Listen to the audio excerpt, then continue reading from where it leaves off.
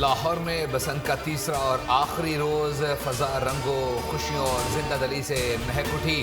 पतंगबाजी के शौकीन पेचे लड़ाने में मसरूफ़। हर समत बो काटा की सदाएं, दावतें, कहकहे और मेले का समा। रंग बिरंगी पतंगों ने आसमान को भी सजा दिया। बच्चे बड़े सब जश्न बसंत मना रहे हैं। कहीं डीजे का म्यूजिक तो कहीं ढोल की थाप। लोग झूमते नजर आ रहे हैं।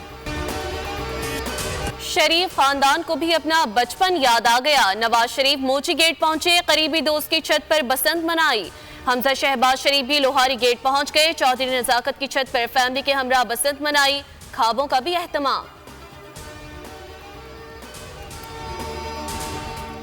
लाहौर में बसंत फ़ज़ा रंग बिरंगी पतंगों से सज गई। गैर मुल्की मेहमान भी पतंगबाजी के शौकीन निकले। पतंगबाजी से खूब महजूज हुए। अमरीकी सफ़ीर नेटली बेकर समेत दीगर की शिरकत। सूबाई वज़ीर मरियम औरंगज़ेब की जानिब से गैर मुल्की वफ़द का इस्तकबाल।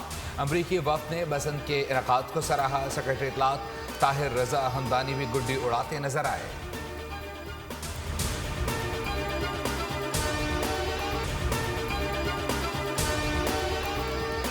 पाकिस्तान क्रिकेट बोर्ड ने आईसीसी को कोई खत नहीं लिखा। भारतीय मीडिया बेबुनियाद खबरें फैला रहा है। तर्जुमान पीसीबी आमिर मीर का भारतीय मीडिया की झूठी खबरों पर रद्द-ए-अमल। एक्स पर लिखा कि विक्रांत गुप्ता का झूठा दावा मुस्तरद करते हैं।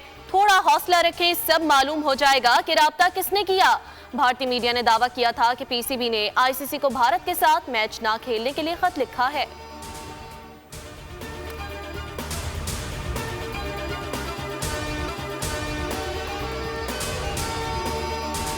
बांग्लादेश क्रिकेट बोर्ड के सरबरा अमीनुल इस्लाम पाकिस्तान पहुंच गए। अमीनुल इस्लाम आईसीसी और पीसीबी के अहम इजलास में शिरकत करेंगे, जिसमें दीगर क्रिकेट बोर्ड्स के नुमाइंदे भी शामिल होंगे। बांग्लादेशी क्रिकेट बोर्ड के सरबरा की मोहसिन नकवी से मुलाकात का भी इम्कान है। इजलास के बाद अमीनुल इस्लाम पाकिस्तान से ढाका रवाना होंगे।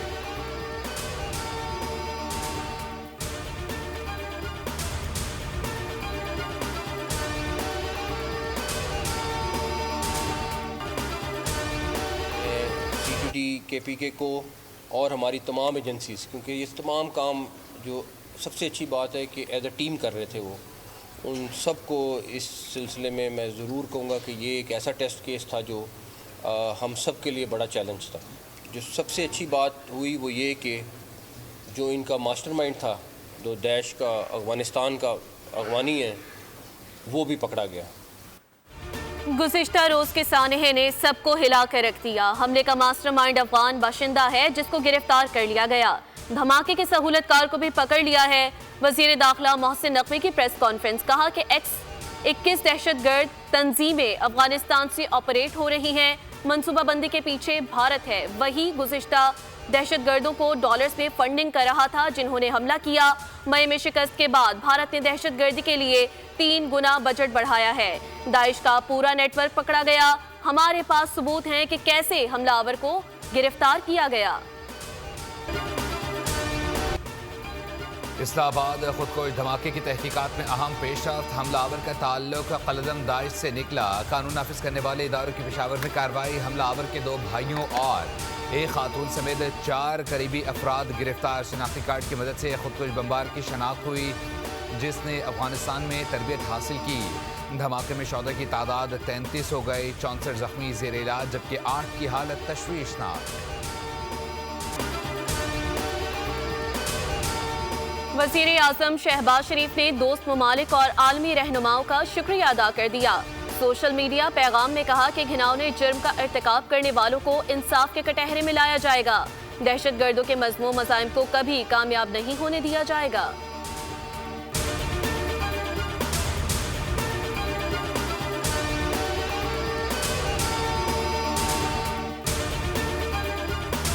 हमारी फौज, उसकी जो महारत है पूरी दुनिया उसको मानती है, तो इसलिए सुराग बहुत हद तक लगा लिया गया है। ये बात क्लियर हो चुकी है कि ये अफगानिस्तान गया था, वहां से ट्रेनिंग ली थी। पाकिस्तान में ये जो सरजमीन अफगानिस्तान की इस्तेमाल होती है, इसकी हरगिज इजाजत नहीं दी जाएगी। इस पे बिल्कुल हर सतह पे बिल्कुल क्लैरिटी है। दहशतगर्दों के गिर्द घेरा तंग हो चुका है। हमले के तमाम मंसूबा साजों का तयन कर लिया गया है। वफाकी वज़ीर इत्तलात अता तारर कहते हैं कि दहशतगर्दों के सहूलतकारों से मुताल्लिक आवाम को जल्द आगाह करेंगे। अफगानिस्तान की सरजमीन पाकिस्तान के खिलाफ इस्तेमाल होने की इजाज़त नहीं दी जाएगी।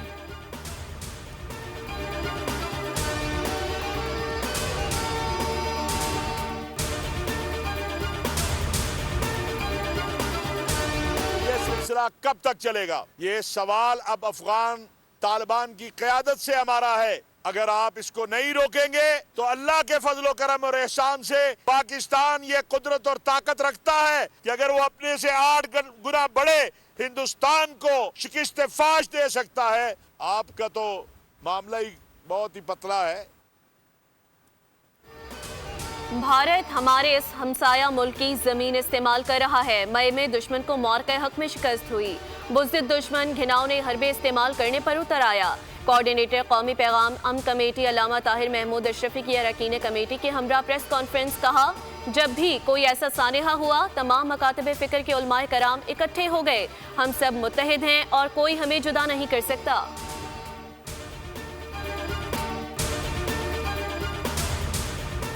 लापता अफराद के मामले पर नई कमेटी बनाई जाएगी। वफाकी वज़ीर कानून आज़म नज़ीर तारर कहते हैं कि कुछ लोग जानबूझकर लापता हुए फिर कलदम तंजीम में शामिल हो गए। लाहौर में तकरीब से खिताब में कहा, आइन में तरमीम करने का इख्तियार सिर्फ पार्लियामेंट के पास है। आर्मी एक्ट में फेयर ट्रायल की शक्लें मौजूद हैं।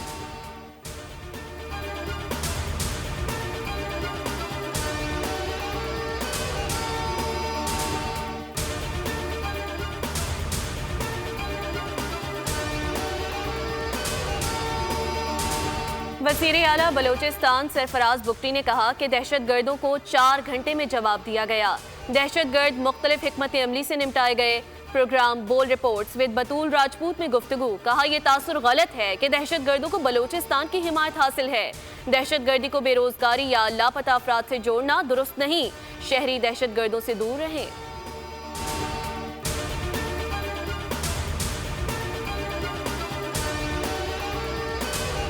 पर दहशतगर्द हैं जो चंद लोग हैं। एक तो इनको ये परसेप्शन के पूरे बलूचिस्तान की सपोर्ट है, इट इज टोटली रॉन्ग।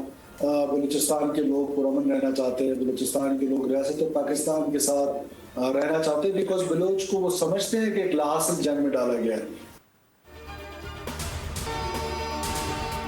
घरेलू सार्फिन के लिए बिजली फिर महंगी। वफाकी काबीना ने मंजूरी दे दी। कम यूनिट इस्तेमाल करने वाले सार्फिन भी इजाफी रकम अदा करेंगे। 100 यूनिट वाले रियायती सार्फिन को 200 रुपए देना होंगे। बगैर रियायत सार्फिन से तकरीबन 275 रुपए वसूल किए जाएंगे। 200 यूनिट वाले 300 रुपए फिक्स चार्जेस अदा करेंगे। वफाकी हुकूमत ने बिजली की बुनियादी कीमत में रद्दोबदल की दरख्वास्त नेपरा में जमा करवा दी। नेपरा 10 फरवरी को समाप्त करेगा।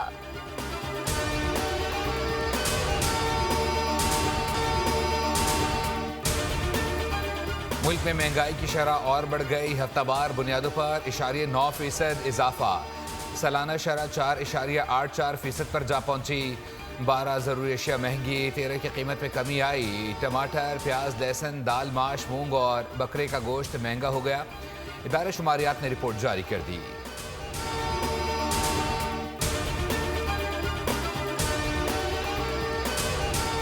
खैरपुर कौमी शाहरा पर गाड़ियों के शोरूम में डकैती। गंबट के करीब नामालूम डाकू ताजर को यरगमाल बनाकर लूट गए। 10 लाख से जायद नकदी और कीमती सामान छीन लिया। मुजाहमत पर ताजर को तशद्दुद का निशाना भी बनाया गया। मुतासरा ताजर का मुल्जिमान की गिरफ्तारी और माल वापसी का मुतालबा। पुलिस ने वाक़े की तफ्तीश शुरू कर दी। गजा में देरपा अमन के लिए अहम पेशरफ्त। बोर्ड ऑफ पीस का पहला इजलास 19 फरवरी को अमरीका में होगा। सदर ट्रंप वाशिंगटन में बोर्ड मेंबरान की मेज़बानी करेंगे। इजलास यूएस इंस्टीट्यूट ऑफ पीस में मुनक़िद होगा। अमरीकी मीडिया के मुताबिक बोर्ड का क़याम गजा डील के दूसरे मरहले का हिस्सा है। एजेंडे में तामीर नौ और हमास को गैर मुसल्लह करना शामिल है। बोर्ड ऑफ पीस में 25 मालिक शामिल हैं, जबकि बरतानिया, फ्रांस और नॉर्वे ने शमूलियत से इनकार कर दिया।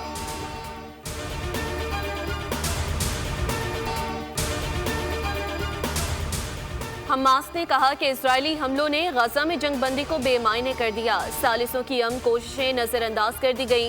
इजराइल की वहशियाना कार्रवाइयां जारी हैं। अमेरिका और दीगर सालिस मुमालिक इजराइल को जंगबंदी के खिलाफ वर्जियों से रोकें। और ज़ेवन में सूफी बुजुर्ग हजरत लाल शहबाज कलंदर के सालाना उर्स, सिक्योरिटी और ट्रैफिक इंतजामात, इजाफी नफरी तैनात, बसों और ट्रकों की छतों पर सफ़र पर पाबंदी, तेज़ रफ्तारी और लापरवाही पर कार्रवाई का फैसला किया गया है।